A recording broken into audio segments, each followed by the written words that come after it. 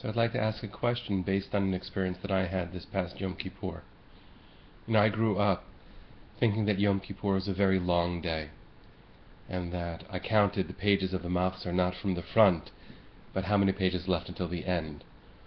And this past Yom Kippur, based on some experiences that I had in Africa with American Jewish World Service, but also an experience that I have increasingly year by year of the urgency of time.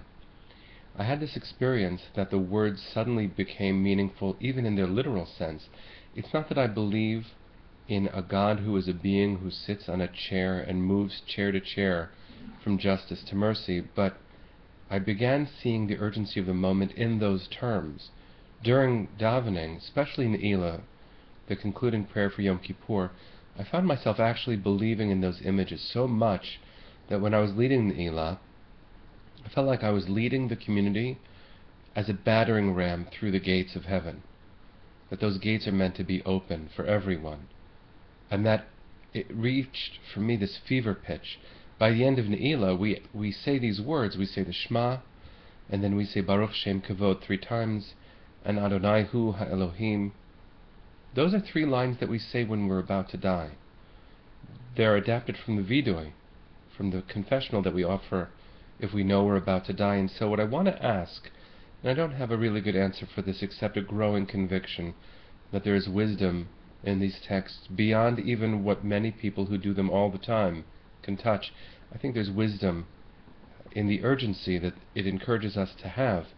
I felt like at that moment we were saying, if anyone is going to die, all of us could. And since we know we're going to die, let's make sure that the next minute we live is full of the urgency that we just experienced thanks to the Machzor.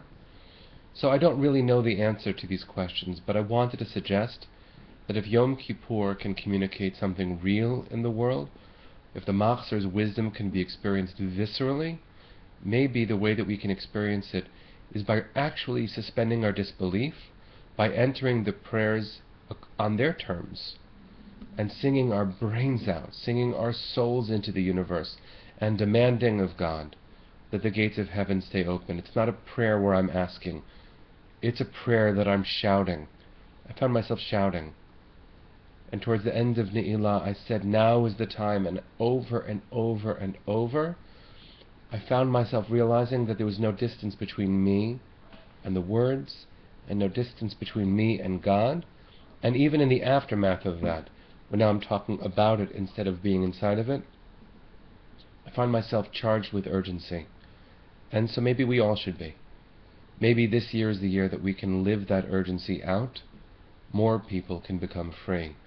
More people can crash through into heaven, into grace, into plenty, into a year of peace. May it be so.